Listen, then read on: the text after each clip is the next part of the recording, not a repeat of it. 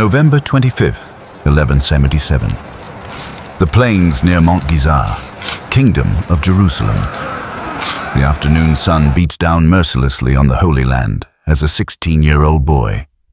King, his face already showing the terrible ravages of leprosy, raises his sword toward heaven. Around him stand barely 500 knights, exhausted, outnumbered, their armor caked with dust from forced marches. Before them stretches an army of 26,000 warriors, the finest troops in the Muslim world, commanded by the greatest general of the age, Saladin. The boy king's name is Baldwin IV. His hands, wrapped in silk to hide rotting flesh, can barely grip his sword. His face, once handsome, now bears the mask-like features that mark him as cursed in the eyes of many. Physicians have told him he will be dead within years, that the disease eating his body will claim first his extremities, then his sight, finally his life. But today, on this killing ground between Ibelin and Ramla, Baldwin IV will prove that courage needs no healthy flesh to house it. Saladin's army is not merely vast, it is magnificent. Elite Mamluk cavalry, their armor glinting in the sun like a sea of steel. Kurdish warriors from the mountains. Bedouin riders whose families have fought on horseback since time immemorial. They have been raiding Christian lands for weeks, burning villages, taking slaves, sacking the port of Ascalon. Now they march toward Jerusalem itself, laden with plunder, confident in victory. They have made a fatal mistake. They have underestimated the dying boy and the 80 knights Templar who ride with him. As Baldwin's horse shifts beneath him, he must be strapped into the saddle now, his legs too damaged by disease to grip properly. He turns to his commanders. Reynald of Chatillon, the wolf of the desert, grins like a madman eager for battle. Balian of Ibelin, the warrior poet, offers a grim nod. Odo de Saint-Amand, master of the Knights Templar, raises the relic of the true cross, and every Christian knight falls to his knees in the dust. The prayer is short. It must be. Saladin's scouts have spotted them. Baldwin's voice, still strong despite his ravaged body, cuts through the November air. Today we are few, but we fight for Christ. Today we face the greatest army in the East, but we carry the true cross. Today we may die, but we will die as men who refuse to kneel. Charge! 500 lances drop into position, 500 war horses surge forward, and the most improbable victory in Crusader history begins. Baldwin of Jerusalem was born in 1161 into a world of blood, sand, and faith. The son of King Amalric V and Agnes of Courtenay, he was raised to rule the most precarious kingdom in Christendom, a narrow strip of Crusader territory carved from Muslim lands, surrounded by enemies, sustained only by faith, fortifications, and a steady stream of European reinforcements. At age 9, his tutor William of Tyre noticed something terrifying. The boy felt no pain when playing with other children. When William tested him by pinching his arm, Baldwin showed no reaction. The diagnosis was swift and devastating. Leprosy, Hansen's disease, the curse that made one ritually unclean, the living death that would transform the king into a rotting corpse while his mind remained sharp. Imagine the psychological burden, observes Dr. Bernard Hamilton, emeritus professor of crusading history at the University of Nottingham. Baldwin knew from age 9 that he was dying, that he would become progressively more disfigured, that many of his subjects would see him as cursed by God. Yet he chose to rule, to fight, to defend his kingdom with every day he had left. By 1107, at 16, Baldwin had been king for 3 years since his father's death. His appearance already shocked those who hadn't seen him recently. The disease had claimed portions of his face, giving him a mask-like appearance. His hands were beginning to claw. He required help mounting his horse. Whispers spread through the court that God was punishing the kingdom through its afflicted king. Yet Baldwin possessed something more valuable than healthy flesh. A brilliant, tactical mind, unshakable courage, and absolute refusal to surrender to either disease or enemies. He had studied the military classics, learned from his father's campaigns, and understood both the strengths and weaknesses of Crusader warfare. Across the frontier, Salah ad-Din Yusuf ibn Ayyub, known to history as Saladin, was achieving what had seemed impossible, uniting the fractious Muslim powers against the Crusader kingdoms. Born in 1137 in Tikrit, modern Iraq, to a Kurdish family, Saladin had risen from military commander to Sultan of Egypt and Syria through a combination of military genius, political acumen, and genuine piety. At 40 years old in 1177, Saladin was at the height of his powers. He had consolidated control over Egypt, brought Damascus under his authority, and was methodically encircling the Crusader states. His ultimate goal was clear: recapture Jerusalem, the third holiest city in Islam, which had been in Christian hands since 1099. Saladin was no mere warlord, but a sophisticated ruler who understood that military victory required political unity, notes Dr. Anne-Marie Ede, author of The Definitive Modern Biography of Saladin. His campaigns against the Crusaders were part of a larger project to unite the Muslim Middle East under his banner. Contemporary Muslim sources describe Saladin as of medium height, with a short beard, penetrating eyes, and a thoughtful demeanor. He was genuinely pious, praying the 5 daily prayers, studying the Quran, and funding religious institutions. Yet he could also be ruthless when necessary, eliminating rivals and showing no mercy to those who violated truces.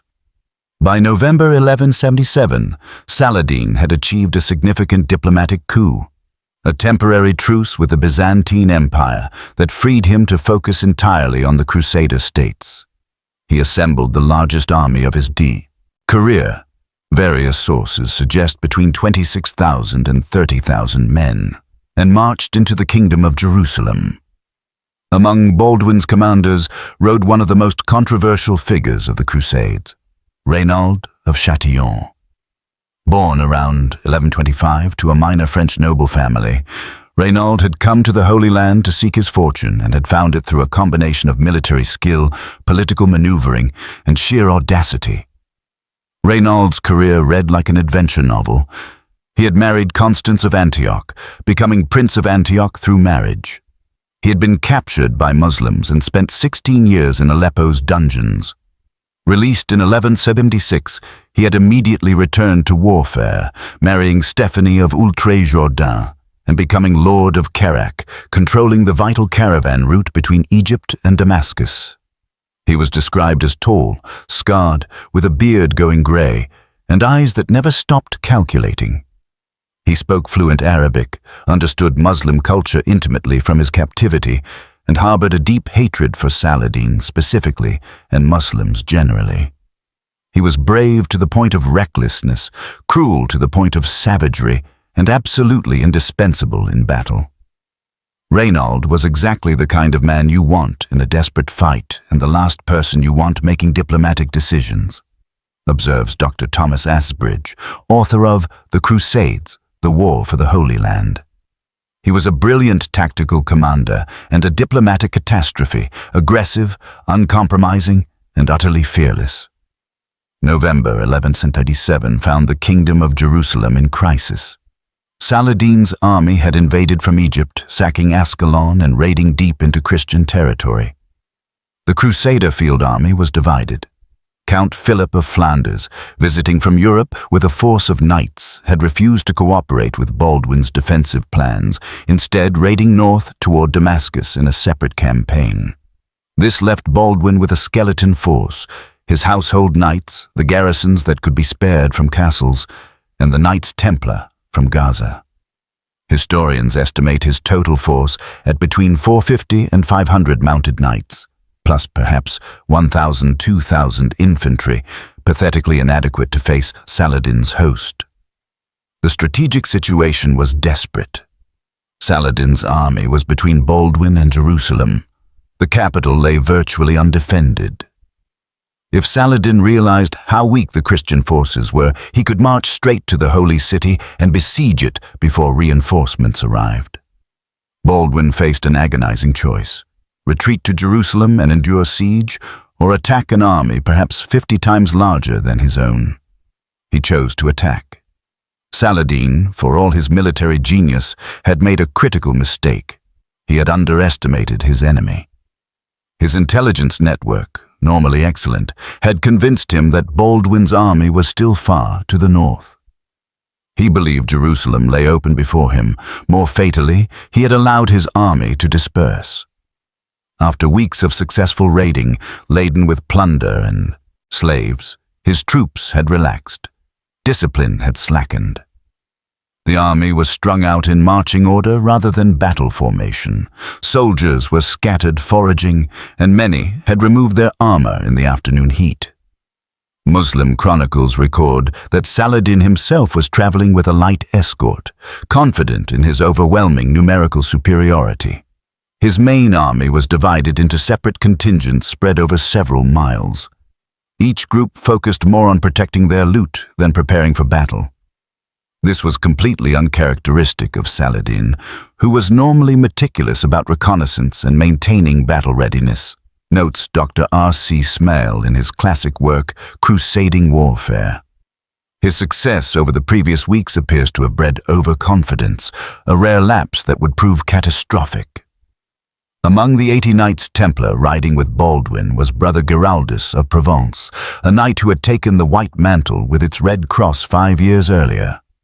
At 28, Giraldus was a veteran of numerous skirmishes, but had never faced a battle of this magnitude.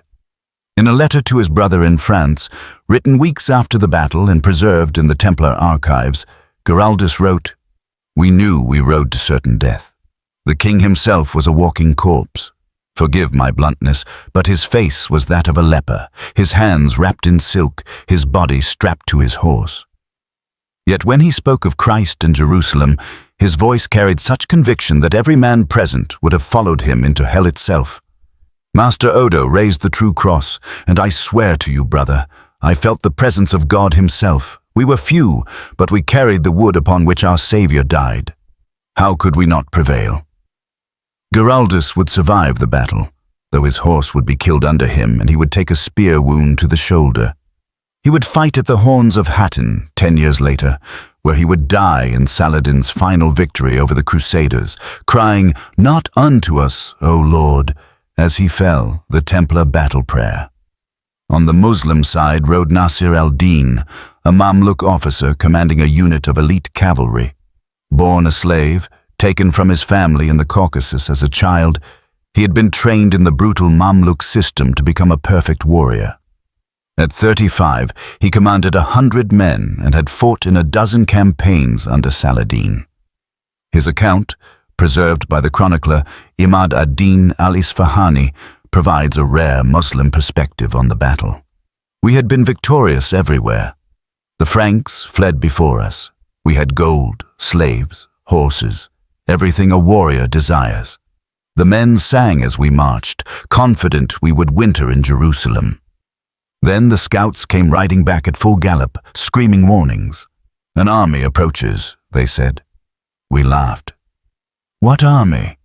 The Franks were broken, scattered, but our laughter died when we saw them, a line of heavy cavalry charging from the sun, their lances leveled, that cursed cross before them. We were not ready. Our armor was packed on mules. Our warriors were scattered, and Allah forgive us, we panicked." Nasir al-Din would survive the battle, rallying his men and conducting a fighting retreat that saved many lives. But he would forever remember Montgisard as the day the invincible army learned fear. Not all participants were knights or elite warriors. Yohanan was a sergeant from Jerusalem's garrison, a 30-year-old man of mixed Frankish and Syrian Christian heritage. He spoke Arabic and French, could read Latin, and served as an interpreter and scout. His memoir, though brief and of disputed authenticity, provides a common soldier's view. The knights spoke of glory and God, but we sergeants knew the truth. We were dead men. I had fought Turks before. I knew their arrows, their speed, their numbers, 500 knights against tens of thousands. It was madness. But then I saw the king. This boy, his face half gone from disease, strapped to his horse because he could barely sit upright, rode to the front of our line. He raised his sword, wrapped hands shaking but steady, and blessed us. I am not a religious man, despite my service in the Holy Land, but in that moment I believed.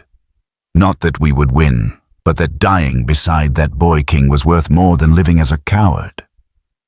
Johanan would survive the battle with minor wounds and live to see Jerusalem fall to Saladin in 1187, choosing to remain in the city under Muslim rule rather than flee to Christian lands. If you appreciate stories like this, where the impossible becomes reality, where courage transcends physical limitation, where a handful of warriors change the course of history, please take a moment to like this video and leave a comment sharing which aspect of this battle fascinates you most.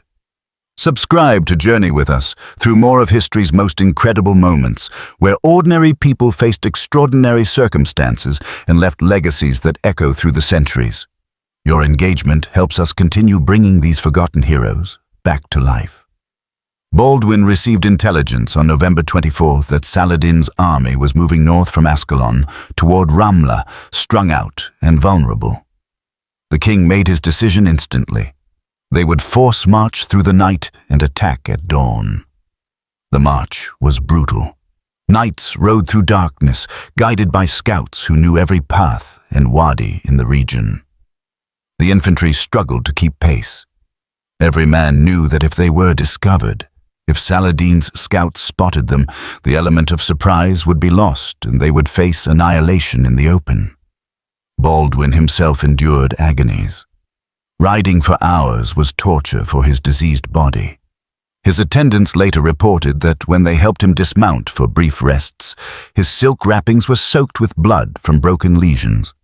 But he never complained, never asked to slow the pace. By dawn on November 25th, they had reached a position near Montgisard, modern Tel Gezer, overlooking the Muslim army's line of march. What they saw must have been both terrifying and encouraging. Saladin's vast force was indeed scattered, unprepared, vulnerable, but still overwhelming in sheer numbers.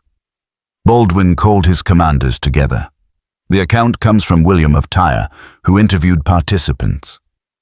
Reynaud of Châtillon spoke first. "They are spread like sheep for slaughter. We strike now, hard, before they can form up. Aim for their center, kill their commanders, break their will."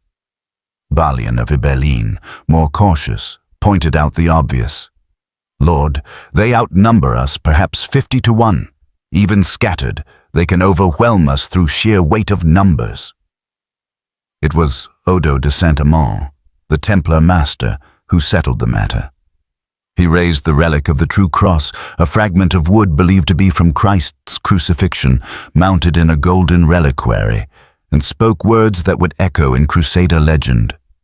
"Brothers, this is the wood upon which hung the salvation of mankind. We carry Christ himself into battle. With this, we need not numbers but faith. The Lord did not save his people through multitudes, but through conviction. Today, we few shall be his instrument." Baldwin gave the order. They would attack. The Christian charge hit Saladin's army like a thunderbolt from a clear sky. 500 knights, formed into a wedge with the Templars at the point, erupted from the low hills and struck the Muslim vanguard while it was still in marching order. The impact was devastating. Crusader knights were the tanks of medieval warfare, heavy cavalry capable of shattering nearly any formation through sheer momentum and shock. Each knight wore 60 to 80 pounds of armor, rode a specially bred warhorse trained to fight, and fought with lance, sword, and mace. Against unarmored or lightly armored opponents caught by surprise, they were nearly unstoppable. The Muslim vanguard disintegrated. Warriors scrambled for weapons and armor stored on pack animals. Officers tried to rally their men, but were cut down before they could organize resistance. The Templars, fighting with the disciplined ferocity that made them legendary, carved through the enemy like a blade through silk. William of Tyre, our best contemporary source, wrote, "The knights of Christ fell upon the Saracens like lions upon prey, their lances shattering shields, their swords reaping men like wheat. The true cross gleamed in the sun, and every Christian fought with the strength of 10 men, knowing God himself watched their valor." Saladin, traveling with a small escort several miles from his vanguard, received news of the attack with shock. For perhaps the only time in his military career, he panicked. The accounts are consistent. He immediately mounted his fastest horse and fled toward Egypt with his personal guard, abandoning his army. This was not cowardice but strategic thinking, argues Dr. Malcolm Barber, emeritus professor at the University of Reading. Saladin understood that if he was captured or killed, his entire political project, uniting the Muslim Middle East, would collapse. He chose to preserve himself for future campaigns rather than die in a battle that was already lost. But Saladin's flight had catastrophic consequences for his army. When word spread that the Sultan had abandoned the field, morale collapsed. Units that might have rallied and used their superior numbers to surround and crush the Christian forces instead broke and ran. What followed was not a battle, but a massacre. The Christian knights, their initial charge successful beyond imagination, pursued the fleeing Muslims across miles of terrain. The killing was methodical, brutal, and comprehensive. Muslim sources, writing years later with the pain of humiliation still fresh, describe scenes of horror. Warriors cut down as they fled, supply trains captured, slaves liberated only to die in the chaos, entire units wiped out to the last man. The Templar Giraldus wrote, "We killed until our arms were too weary to lift our swords. We killed until our horses could no longer gallop. We killed until the setting sun turned the sky the color of the blood that soaked the earth. And still, Muslims fled before us, throwing away weapons and armor to run faster." Nasir al-Din, the Mamluk commander, provided a more sympathetic account of the Muslim experience. "Our men fought when they could, ran when they must. Some units maintained cohesion and retreated in good order. Most simply scattered. By nightfall, an army that had terrorized the Franks for weeks had ceased to exist as a fighting force." Throughout the battle, Baldwin IV was everywhere his wrecked body could carry him. Contemporary accounts speak of the Leper King rallying troops, directing pursuit, preventing his men from breaking formation to chase individual fugitives. Despite his disease, despite the agony of hours in the saddle, he commanded with clarity and courage. There's a moment, recorded by multiple sources, that captures Baldwin's character. Late in the afternoon, a group of Mamluk cavalry, perhaps 200 strong, organized a counterattack aimed at the true cross. If they could capture or destroy the relic, Muslim morale might rally. They charged directly at the position where Baldwin stood, protected by only a handful of knights. Reynald of Chatillon shouted for the king to retreat. Instead, Baldwin spurred his horse forward to meet them. The Leper King, whose hands could barely grip a sword, whose body was a mass of lesions and rotting flesh, crashed into the Mamluk charge. His companions followed, and in the melee that followed, the Muslim attack broke. Baldwin took a sword cut to the shoulder, but remained mounted, his voice rising above the clash of steel. "For Christ and Jerusalem!" By sunset, the battle was over. Saladin's army was destroyed. Medieval casualty figures are notoriously unreliable, with chroniclers prone to wild exaggeration, but even allowing for inflation, the numbers are staggering. Muslim sources admit to losses in the thousands. Some chronicles say 20,000, which is likely exaggerated, but losses of 8,000 to 10,000 seem plausible given the scale of the rout. Christian losses were remarkably light, perhaps 100 to 200 dead, mostly infantry who couldn't keep up with the mounted pursuit. The disparity speaks to the completeness of the Muslim defeat. This was not a battle of equals, but a predator overwhelming panicked prey. The battlefield itself became a charnel house. Bodies lay so thick in some areas that locals reported the stench persisted for months. Scavengers, both animal and human, picked over the dead for weeks. The wealth lost by Saladin's army, arms, armor, horses, plunder they had taken from Christian towns, enriched the kingdom of Jerusalem and its defenders. Saladin reached Egypt with a fraction of his force, his reputation in tatters. Muslim chroniclers, usually effusive in their praise of the Sultan, fell silent about Montgisard or mentioned it only obliquely. The defeat was too humiliating, too complete to celebrate even in the telling. Politically, the battle was a disaster for Saladin's unification project. Rivals questioned his military genius. Damascus sent congratulations to Baldwin, seeing an opportunity to weaken the upstart Sultan. For years, Saladin would struggle to rebuild the prestige lost on the plains of Montgisard. Montgisard represented Saladin's worst defeat and, ironically, may have been crucial to his later success, observes Dr. Carol Hillenbrand, professor of Islamic history at the University of Edinburgh. The humiliation taught him never to underestimate his enemies, never to let his guard down. When he finally defeated the Crusaders at Hattin 10 years later, he did so because he had learned from this catastrophe. For Baldwin IV, Montgisard was both triumph and tragedy. He had achieved the impossible, defeated the greatest general of the age, saved Jerusalem through courage and brilliant tactics. Yet his disease advanced relentlessly. By 1180, just 3 years after the battle, Baldwin was nearly blind. By 1183, he had lost the use of his hands and feet entirely. He ruled from a litter, his face hidden behind a silver mask to spare observers the sight of his ravaged features. He died in 1185, aged just 24. His body destroyed, but his spirit unbroken. Baldwin IV remains one of history's most remarkable figures, reflects Dr. Bernard Hamilton. He knew from childhood he was dying, knew he would be disfigured, knew many considered him cursed. Yet he chose to fight, to rule, to defend his kingdom with every breath he had. Montgisard was his masterpiece, the day the dying boy proved he was greater than his disease. Montgisard bought the kingdom of Jerusalem 10 years. Without this victory, Saladin might have captured the Holy City in 1177, ending the Crusader kingdom decades earlier.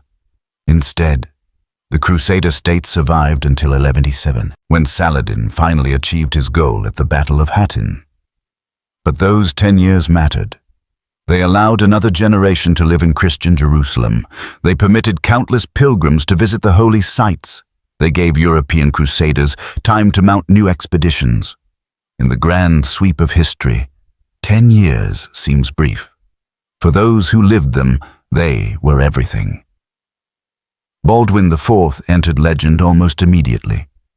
Chronicles portrayed him as a Christian Job, tested by God but never wavering in faith. Artists depicted him with a silver mask, sword raised, defying impossible odds. He became a symbol of courage transcending physical limitation, of duty superseding personal suffering. In modern times, Baldwin has experienced renewed interest. Ridley Scott's film Kingdom of Heaven, 2005, while historically flawed in many ways, introduced the Leper King to new audiences. Medieval historians increasingly recognize him as one of the Crusades' most capable commanders, his achievements all the more remarkable given his condition. Montgisard offers enduring tactical lessons.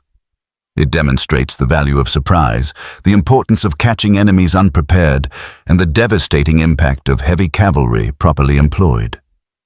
It shows how small, disciplined forces can defeat larger opponents through superior leadership, morale, and timing. Military academies still study Montgisard as an example of successful risk-taking in command.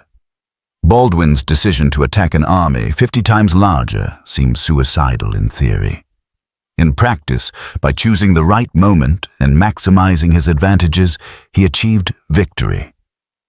The battle proves that numbers aren't everything, argues Dr. Kelly DeVries, medieval warfare expert at Loyola University, Maryland.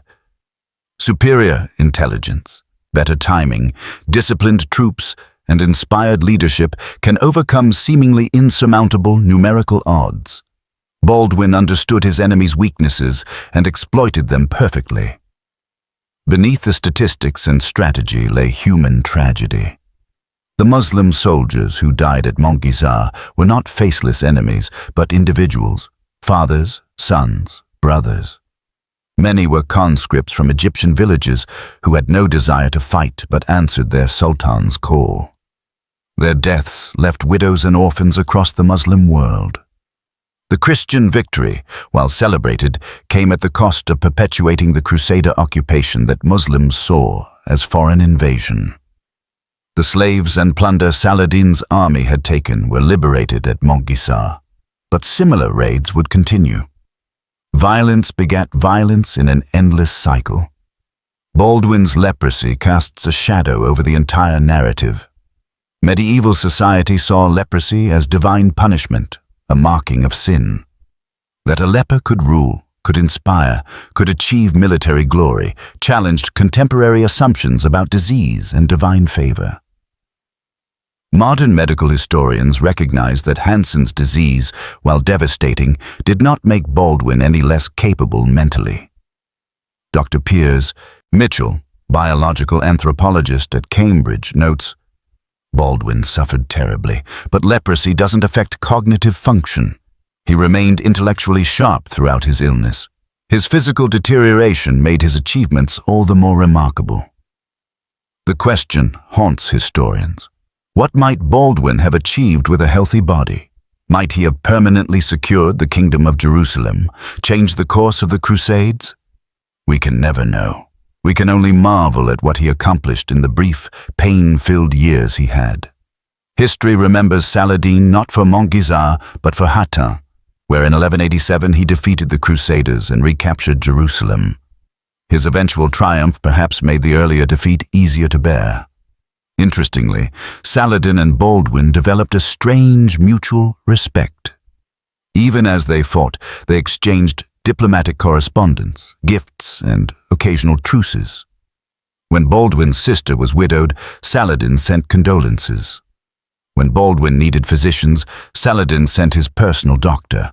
They were enemies bound by honor, warriors who recognized greatness in each other despite religious and cultural divides. The relationship between Baldwin and Saladin reflects the complex reality of the Crusades, observes Dr. Jonathan Riley Smith, Dixie Professor Emeritus of Ecclesiastical History at Cambridge. These were not simply wars of Christian versus Muslim, but intricate conflicts where respect, honor, and even friendship could coexist with deadly combat. Montgisard's first lesson is about the power of human will. Baldwin had every excuse to surrender, to his disease, to despair, to the overwhelming odds. He chose instead to fight, to lead, to inspire others through example. His victory was as much psychological as military. In our modern age, where physical perfection is worshipped and disability often stigmatized, Baldwin reminds us that greatness dwells not in the body but the spirit. His rotting flesh housed a soul of iron. His bandaged hands wielded authority more effectively than healthy men. His masked face hid courage that would shame whole armies. For Saladin, Montgisard taught a brutal lesson about complacency. His army was superior in every measurable way: numbers, position, resources. Yet because he failed to maintain vigilance, because he underestimated a dying boy and a handful of knights, he suffered catastrophic defeat. The lesson resonates through military history. Superior forces have lost to inferior enemies countless times when overconfidence replaced careful planning. The better army doesn't always win. The better prepared, better led army does. Montgisard challenges simplistic narratives about the Crusades. This was not a clash of civilizations, but a complex conflict where both sides displayed courage, honor, cruelty, and ambition. Baldwin and Saladin were both motivated by genuine religious conviction. Both saw themselves as defenders of the faith. Both were capable of mercy and ruthlessness. Understanding Montgisard requires acknowledging this complexity. The Christians were invaders, occupying lands Muslims considered their own. But they had been there for generations, had built lives and cities, had their own legitimate claims. The Muslims sought to reclaim lost territory, but through conquest that would displace existing populations. There were no simple heroes or villains, only people fighting for what they believed.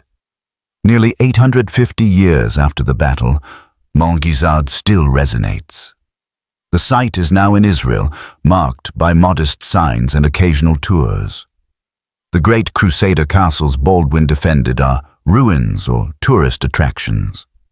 Jerusalem has changed hands repeatedly since 1177, passing between Christian, Muslim, and modern Israeli control. Yet the story endures.